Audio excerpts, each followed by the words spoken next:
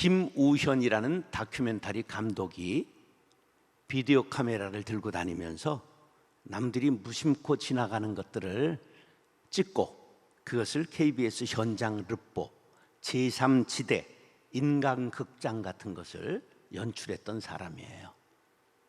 어느 날 아침 출근 시간에 지하철 계단을 오르내리는 수많은 사람들 속에 맨발로 계단을 오르는 사람을 발견했습니다. 영상 보여주세요. 김 감독은 본능적으로 가방에서 카메라를 꺼내서 그 발을 찍으면서 따라갔습니다. 그 발은 거칠고 더러웠습니다. 그리고 옷과 모자에는 내용을 알 수 없는 전도 문구가 가득 차 있었습니다. 영락없이 미친 사람 같았습니다. 노인이 쇳소리를 내면서 우리 하나님은 자비로우십니다. 우리 하나님은 오래 기다리십니다. 최춘선 할아버지를 처음 만났을 호기심에 때 이끌린 김 감독이 할아버지는 광인의 모습 할아버지 그대로였습니다. 그리고 불렀습니다. 할아버지가 돌아보았습니다. 제가 지금 일하러 가는 길인데 혹시 3시쯤 여기서 다시 뵐 수 있을까요? 그랬더니 할아버지가 그래요, 그렇게 해요. 그리고 부드럽게 대답하셨습니다. 그래서 방송국에 가서 글을 쓰고 3시에 불이 나게 달려왔을 때 할아버지가 한 구석에 앉아 계셨습니다. 그리고 사람들에게 외쳤습니다. 인류 역사상 가장 위대한 자비의 초대. 반가운 마음에 할아버지에게 다가가 말을 걸었습니다. 하루 종일 이렇게 맨발로 걸어 다니세요? 하루가 아니고 30년을 넘었어요. 놀라서 되묻는 김 감독에게 노인은 인자한 미소를 지으며 고개를 끄덕였습니다. 할아버지 무엇을 전하세요? 하늘에 소명이 있어서 내가 할 일을 하는 것이지요. 그러더니 또 외쳤습니다. 역사상 가장 위대한 자비의 초대, 예수 그리스도 자비의 초대. 인류의 종말은 예고된 것, 절대 자유, 절대 영생, 만인 구원. 그 후 바쁜 일상에 쫓기다가 할아버지가 생각나면 지하철에서 할아버지를 찾기도 하고 우연히 마주치기도 했습니다. 그때마다 전도하는 내용이 이해되지 않는 문구들이 많았습니다. 볼수록 아름다운 미스 코리아 유관순, 볼수록 아름다운 미스터 코리아 안중근, 선생님은 그 웃는 얼굴, 웃는 안광 김구 주석 꼭 닮았어 축하합니다. 아주머니는 그 인자한 미소와 자태 신사임당 꼭 닮았어 축하합니다. Y2 코리아. 여러 번 만나면서 친숙해졌는지 할아버지가 먼저 얼마나 힘들어요? 말씀하셨어요. 아유, 힘들다니요? 할아버지가 몸도 불편하신데 힘드시지요? 아닙니다. 난 힘들지 않아요. 부끄러운 영혼인데 한량없는 주의 자비로 늘 잘 살아가고 있습니다. 언제부터 이렇게 다니신 건가요? 20대부터 헌신한 가운데 지금까지 오지만 김포에서 개척할 때 죽을 병에 걸려 목숨이 위태로웠는데 한량없는 영광 중에 주의 얼굴 대하리, 이 찬송을 주셨는데 죽을 병을 고쳐주시고 평생의 사명도 주셔서 그 은혜를 생각하며 이렇게 전도하고 있습니다. 그래서 이 할아버지가 목사님이었던 것을 알았습니다. 그러다가 해가 지나고 다시 할아버지가 생각나서 그 할아버지 함남동에 사신다는 것을 생각하고 골목을 찾아가다가 이 할아버지를 만났어요. 그래서 할아버지가 우리 집에 갑시다. 그래서 들어갔는데 생각을 깨고 좋은 집이었어요. 단정하게 생긴 할머니도 계셨고 얘기를 드니 5 자녀가 있는데 모두 교수와 교사들이었습니다. 더욱 이 김 감독을 놀라게 한 것은 이 할아버지가 동경제국대학을 나오고 5개 국어를 할 수 있는 아주 굉장히 공부를 많이 하신 분이었어요. 김포 일대에 수십만 평의 땅을 가진 부자였는데 그것을 북에서 내려온 피난민들에게 전부 나누어 주었다고 말씀하셨고 지금의 이 집은 동생이 사준 집이라고 했습니다. 더욱 놀라운 것은 해방전 상해에서 김구 주석을 모시고 독립운동을 했는데 독립유공자에게 주는 국가의 보상이나 혜택을 조국이 통일되지 못했는데 유공자 혜택을 받을 수 없다고 받지 않았다는 겁니다. 그래서 조국이 통일될 때까지는 신발을 신지 않고 살겠노라 다짐하며 누가 알아주든 알아주지 않던 30년간 맨발로 복음을 전하고 살았던 것입니다. 좋은 말 할 때 보내라. 영상 보내라는 뜻이죠. 맨발의 최춘선 할아버지를 변함없이 지하철에서 만날 수 있었습니다.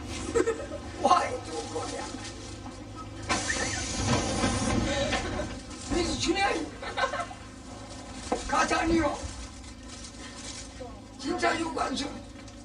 관심을 가지고 듣기 시작하자 할아버지가 전하는 말의 의미를 조금 이해하게 되었습니다. 목사 이순신. 와이 도거냐. 목사 안중근. 유관순, 안중근, 이수신 같은 이들이 진정한 한국인이며 그런 정신을 가진 이들이 있다면 Why to Korea? 왜 두 개의 분단된 코리아가 있겠느냐는 뜻이었습니다.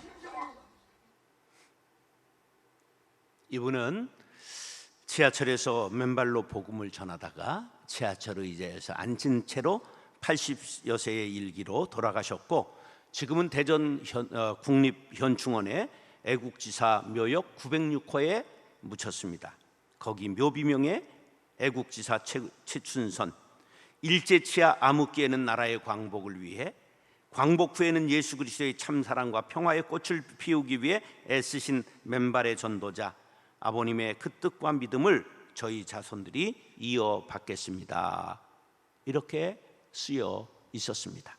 이 내용이 맨발 천사 최춘선 가난한 자는 복이 있나니 책으로 나왔고 동영상 CD가 나와 많은 사람들이 감동을 받았습니다. 구약에 보면 선지자들이 실물 예언을 하는 예가 자주 나옵니다.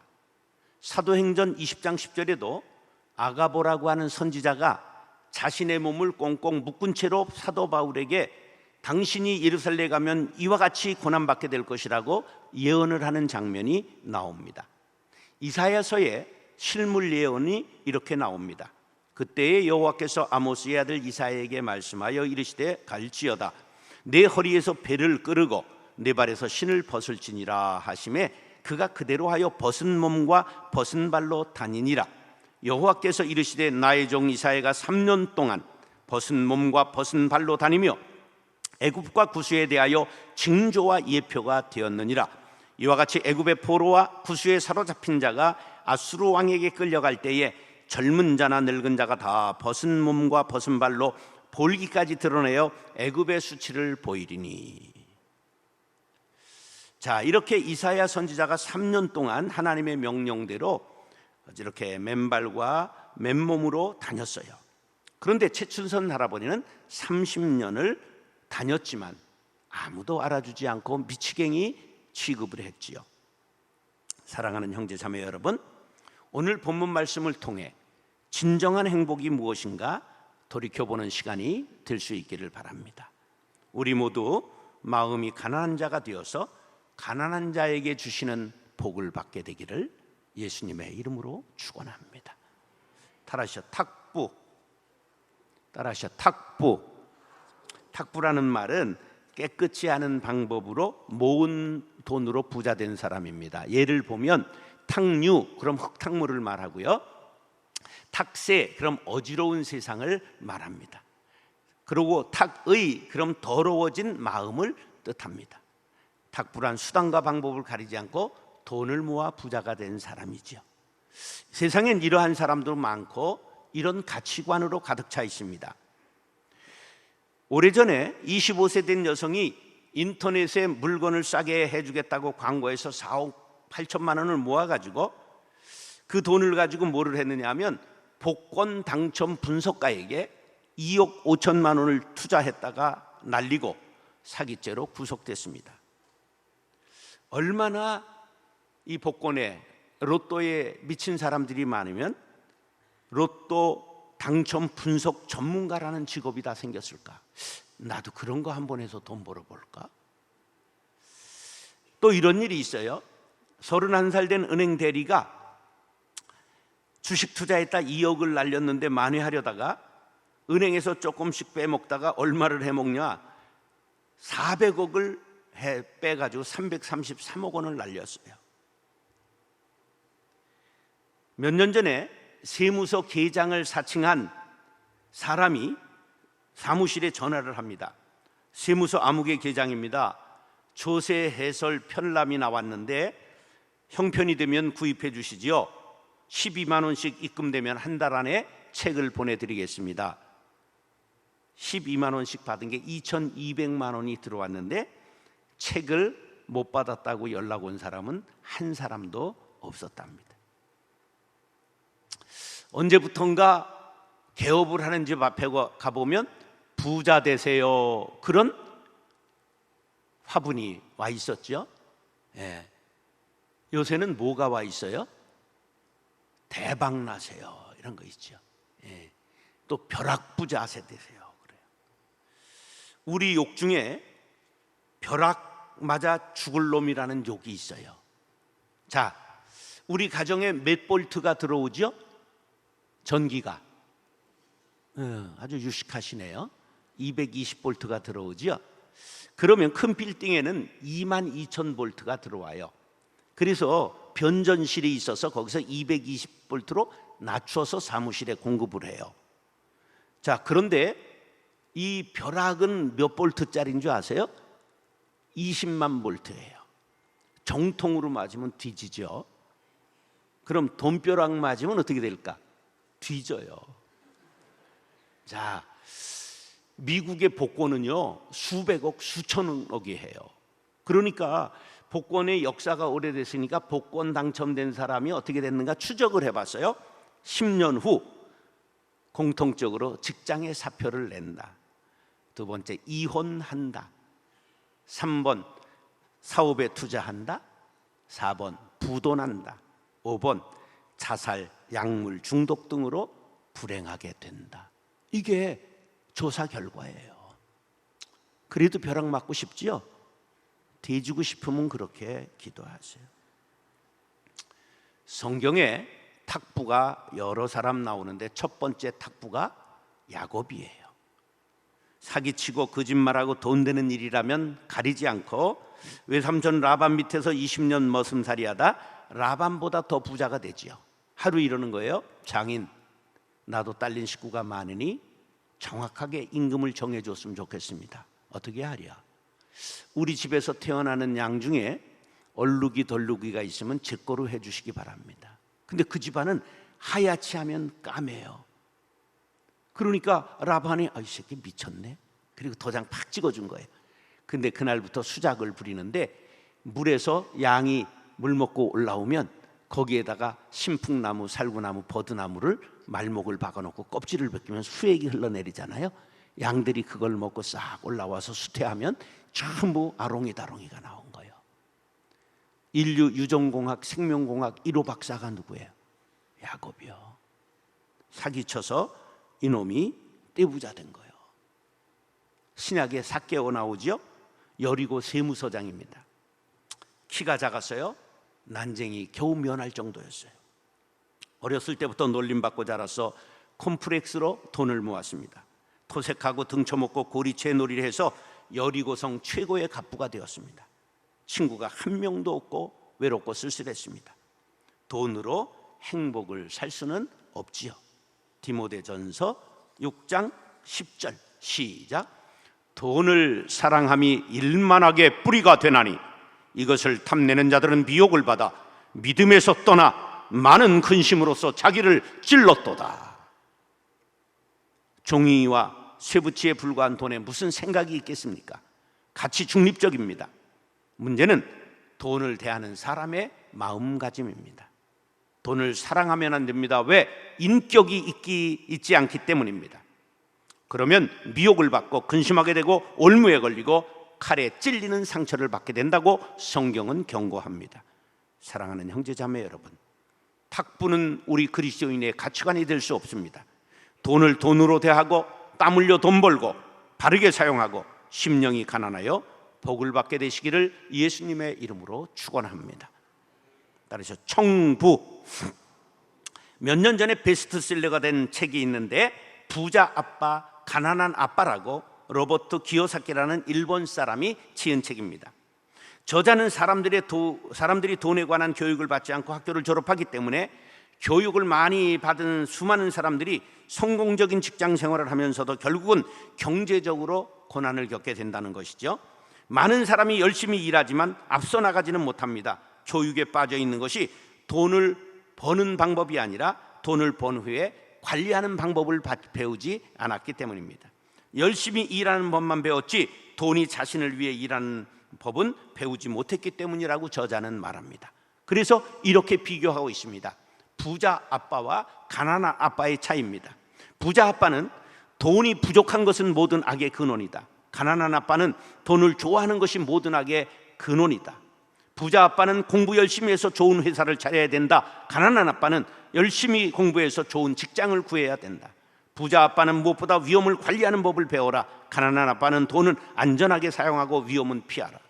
부자 아빠는 똑똑한 사람을 고용해야 된다.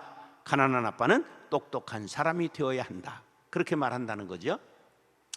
이 작가의 관점은 이치에 맞고 수긍하지 않을 수 없습니다. 그러면서도 저자가 잘 사는 법, 정직하고 바르게 사는 법에 대해서는 간과하고 있다는 것을 지울 수가 없습니다. 돈 많은 사람은 무조건 잘 사는 사람이라고 말할 수 없습니다. 돈 많은 사람은 부자이고 돈 없는 사람은 가난한 사람이지 돈 있다고 잘 살고 돈 없다고 못 사는 것은 아닙니다. 돈은 좋은 것이지만 돈이 모든 것을 해결해 주지는 못합니다. 돈의 한계가 많은 세상이 좋은 세상입니다. 돈으로 안 되는 게 어디 있나? 그건 나쁜 세상입니다. 한번 생각해 보시다. 재벌 2세가 아름다운 여배우와 결혼하는 일이 가끔 있죠. 그런데 그것으로 행복은 보장되지 않고 이혼으로 끝나는 사례가 많습니다. 인기의 맛을 아는 탤런트는 옛 시절을 그리워하게 되고 무대를 그리워하지만 부자는 미인 아내를 조롱 속의 새와 같이 집에 가두어 놓고 자기만 즐겁게 해주기를 원합니다. 그러니까 결국은 이혼하게 되는 것입니다. 남들 보기에 부러울 것 없어 보이는데 실제는 불행한 것입니다. 자, 다 같이 시작. 돈으로 편안함을 얻을 수는 있으나 돈으로 평안함을 얻을 수는 없습니다. 돈으로 재미를 얻을 수는 있으나 돈으로 참 기쁨을 얻을 수는 없습니다. 돈으로 대궐을 지을 수는 있으나 돈으로 행복을 살 수는 없습니다. 돈으로 좋은 침대를 얻을 수는 있으나 돈으로 단잠을 살 수는 없습니다. 그렇습니다. 돈을 많이 벌어 집을 크게 짓고 넓은 정원을 가지고 살면 몸이 편안하지요. 그러나 마음까지 평안할까요? 큰 개를 기리고 보안장치하고 철조망으로 3중 4중 전기장치를 해야 잠이 잘 수 있죠. 돈이 많은 사람이 라스베가스에 가서 즐길 수는 있지만 그것이 영혼의 기쁨과 만족을 줄 수는 없습니다. 누가복음 12장 15절에 그들에게 이르시되 삼가 모든 탐심을 물리치라. 사람의 생명이 그 소유에 넉넉한 데 있지 아니하니라. 여기까지 들으면 기독교는 부에 대해 부정적인 것인가 생각을 가질 수 있는데 아닙니다. 돈에 대해 극단적인 생각은 하지 말아야 합니다. 극단적인 게 뭐냐 하면 기복주의는 극단적입니다. 돈을 복으로 여기는 걸 기복주의라고 말합니다. 영지주의가 있습니다. 돈을 악으로 여깁니다. 아닙니다. 이건 선과 악이 아닙니다. 예수 잘 믿는 사람 가운데서도 가난한 사람이 있고 예수 잘 믿는 사람 가운데서도 부자가 있습니다. 기독교적인 관점에서 말하고자 하는 것은 깨끗한 부자, 청부가 되라는 것입니다. 욥은 부자였으나 여호와께서 사탄에게 이르시되 네가 내 종 욥을 주의하여 보았느냐? 그와 같이 온전하고 정직하여 하나님을 경외하며 악에서 떠난 자는 세상에 없느니라. 이런 부자도 있다는 것입니다. 역사상 우리나라에서 존경받는 청부를 꼽으라면 경부 최부잣집을 꼽습니다. 이 12대 300년 동안 만석군으로 내려왔습니다. 부자였을 뿐만 아니라 이웃사랑을 실천하여 존경받은 집안입니다. 그 가훈이 이러합니다. 과거를 보되 진사 이상은 하지 마라. 만석 이상은 재산을 모으지 마라. 찾아오는 과객은 귀천을 구분하지 말고 후하게 대접하라. 흉년에는 땅을 사지 마라. 최씨 가문 며느리는 시집온 지 3년 동안 무명옷을 입어라. 사방백리에 굶어 죽는 사람이 없게 하라. 최신의 사랑채에는 언제나 100명 이상의 손님이 머물렀고 논을 더 샀더라도 만석을 넘기지 않으려고 소장료를 내렸기 때문에 최신애가 땅을 사면 주변 사람들이 좋아했다는 것입니다. 이런 부자가 많은 세상이 좋은 세상이 될 것입니다. 디모데전서 6장 17절 18절입니다. 시작. 내가 이 세대에서 부한 자들을 명하여 마음을 높이지 말고 정함이 없는 재물에 소망을 두지 말고 오직 우리에게 모든 것을 호의 주사 누리게 하시는 하나님께 드며 선을 행하고 선한 사업을 많이 하고 나누어 주기를 좋아하며 너그러운 자가 되게 하라. 사랑하는 형제 자매 여러분, 돈은 귀한 것도 천한 것도 아닙니다. 악한 것도 선한 것도 아닙니다. 돈은 돈일 뿐입니다. 문제는 돈을 선하게 벌고 선하게 사용하는 것이 중요합니다. 하나님께 지혜를 구하고 정직하게 돈을 벌어 부자 되시기 바랍니다. 그 돈을 가지고 선한 일에 부하고 나누어 주기를 좋아하며 동정하는 청지기들이 될 수 있기를 예수님의 이름으로 축원합니다. 따라서 성빈. 오래전 삼성전자 고인수 부회장이라는 분이 자신의 홈페이지에 정주영의 구두라는 글을 게재한 것이 화제가 되었습니다. 현대그룹 창업주인 정주영 전 명예회장이 생전에 얼마나 근검절약했는가 하는 내용입니다. 입고 다니는 옷은 춘추복 한 벌, 겨울에는 양복 안에 내일을 입고 지냈습니다. 그의 등산 바지는 재봉질로 깊고 기워서 지게꾼 바지와 같았습니다. 구두가 닳는 것을 막으려고 굽에 징을 박았고 계속 굽을 갈아 같은 구두를 30년 넘게 신었습니다. 세상을 떠나고 유물이 공개되었는데 구두 양쪽에 엄지 발톱 위치에 구멍이 나 있었습니다. 거실 가죽 소파의 가죽은 20년 이상 사용해서 허옇게 바랬고 의자와 테이블의 목재들은 칠이 벗겨져 수리한 자국을 여기저기 볼 수 있고 TV는 17인치 소형이었습니다. 근검절약 정신이 몸에 배어있던 어른입니다. 요즘 세상에 찾아보기 힘든 분이지요. 오늘 본문은 심령이 가난한 자가 복이 있다고 말씀합니다. 시작. 심령이 가난한 자는 복이 있나니 천국이 그들의 것이며. 할렐루야. 영적인 면에서 가난한 자들이란 죄의 빚을 진 사람을 의미합니다. 영적으로 가난하기 때문에 구원받는 날은 말이 아니라 영적으로 죄인임에도 불구하고, 다시 말해 영적으로 가난함에도 불구하고 구원을 받는다는 뜻입니다. 우리는 이 은혜를 받은 사람들입니다. 하나님의 나라는 우리가 겸손하기 때문에 주신 상급이 아니라 값없이 주신 하나님의 은혜입니다. 이 은혜를 깊이 깨달은 사람들 중에는 자신의 것을 아낌없이 다 내어주고 사명의 길로 간 사람들이 있습니다. 최춘선 목사님 같은 분이 바로 그런 분입니다. 지금의 가치로 보면 수천억 원도 더 되는 땅을 무상으로 다 나누어주고 30년간 조국 통일의 소원을 맨발에 담고 혼자 걸었습니다. 영상을 가는 그 큰 도로에서 저 인천 국도까지 전부 저희 땅이었는데 그렇게나 많으셨어요. 네. 결국은 이제 그 땅을 우리가 3,000평만 쓰고요. 나머지 전부는 동리가 세 동네인가 네 동네로 갈라져서 이루어졌어요. 그분들이 전부 이북에서 피란 오신 분들, 그렇지 않은 가난한 분들, 그런 분들에게 다 주셨어요. 네, 모셔서 꺼적대기만이라도 이렇게 지킬 수 있는 자리 주십시오 하면 띄워주고 띄워준 것이 동리가 선어동리가 된 거죠. 대단한 부잣집의 아들이었던 할아버지는 하나님의 은혜를 깨닫고 난 후 그 모든 걸 가난하고 병든 이웃들을 위해 나누어 주었다고 합니다. 내 돈이 아니고 하나님의 돈이니까. 프란시스코가 그랬습니다. 부잣집 아들이었던 그는 재산을 다 내어주고 일생 수도의 삶을 살았습니다. 아시시에 출생했는데 방탕한 청년 때에 중병이 들어 앓던 중에 환상 중에 예수님을 만났습니다. 재산을 버리고 수도 생활을 시작하고 금식 기도 중에 예수님이 봤었던 손과 발에 그리고 머리에 그 가시 자국을 전부 받아 그 성자가 된 분입니다. 바나바와 같은 인물은 자신의 재산을 다 팔아 교회에 바쳤습니다. 삭개오도 예수님을 만난 후에 자신의 재산을 다 드렸습니다. 누가복음 19장 8절에 보면 삭개오가 서서 주께 여짜오되 주여 보시옵소서 내 소유의 절반을 가난한 자들에게 주겠사오며 만일 누구의 것을 속여 빼앗은 일이 있으면 네 갑절이나 갚겠나이다. 소유의 절반을 가난한 자에게 주었고 토색한 것은 4배를 갚았습니다. 토색이란 억지로 빼앗은 것을 말합니다. 그러니까 세금 못 낸 사람 재산을 차압했던 것이지요. 여리고성 세무소장이니까 얼마나 토색질했겠습니까? 4배씩 갚았어요. 무엇이 남았겠습니까? 이런 가난을 성빈이라고 말합니다. 자기의 소유를 나누어 주고 가난을 자처하는 것입니다. 자발적 가난이라고 할 수 있습니다. 이 길이 진짜 부자가 되는 길입니다.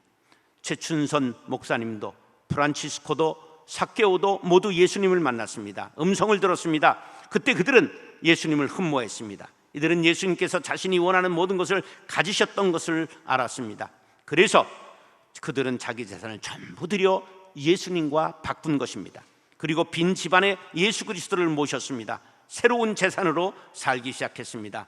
그 재산이 바로 천국이요, 천국의 주인이신 보배 예수님이셨던 것입니다. 이것을 영적인 교환이라고 말합니다. 가장 보배롭게 여기던 것을 다 주고 예수님과 바꾸는 것을 뜻합니다. 나치 수용소 한 막사에서 한 사람이 탈출하자 한 사람이 탈출하면 10명의 그 막사에 있는 사람을 죽였습니다.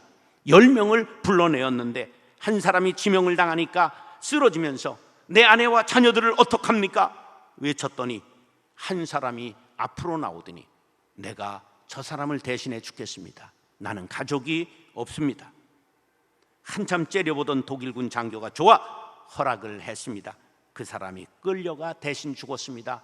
그 사람의 이름은 콜베, 천주교 신부였는데 1941년 8월 14일 날 순교했고 1981년 성자로 시성이 되었습니다. 이런 죽음이야말로 거룩한 죽음이지요. 하나님을 위해, 형제를 위해 자발적으로 죽고 자발적으로 가난한 길을 가는 것을 영적인 교환이라고 합니다. 마태복음 19장 21절 시작. 예수께서 이르시되 내가 온전하고자 할진대 가서 내 소유를 팔아 가난한 자들에게 주라. 그리하면 하늘에서 보화가 내게 있으리라. 그리고 와서 나를 따르라. 아멘. 이 말을 들은 청년은 재물이 많음으로 근심하며 예수님을 떠나갔습니다. 여러분, 근심하지 마십시오. 성빈의 길은 내 힘으로 되거나 인위적으로 되는 일은 아닙니다. 성령님께서 은혜 주시고 인도할 때 가능합니다. 그러나 사모하는 이에게 임하는 은혜임을 기억하시기 바랍니다. 사랑하는 형제 자매 여러분, 힘써 일하고 깨끗한 부자가 되시기 바랍니다. 값없이 받은 구원의 은혜가 너무 크고 놀라와 자신의 모든 소유를 아낌없이 드리는 거룩한 부자가 되시기 바랍니다. 우리 모두 하나님 앞에 자신을 드리고 영원한 천국을 상급으로 받고 이 땅에서 영적 제사장으로 주의 사랑과 능력을 베풀며 살아가는 멋진 그리스도인들이 될 수 있기를 예수님의 이름으로 축원합니다. 따라서 가난한 자는 복이 있나니 탁부, 청부, 성빈 고르세요. 여러분이 고르라고요. 기도하겠습니다. 사랑과 은혜가 풍성하신 아버지 하나님, 벼락마저도 부자 되기를 원하는 이 세상에서 깨끗한 부자가 되게 하시고 성빈의 길에 이르는 거룩한 사람들이 이 자리에서 일어나게 하여 주옵소서. 예수님의 이름으로 축복하며 기도드리옵나이다. 아멘.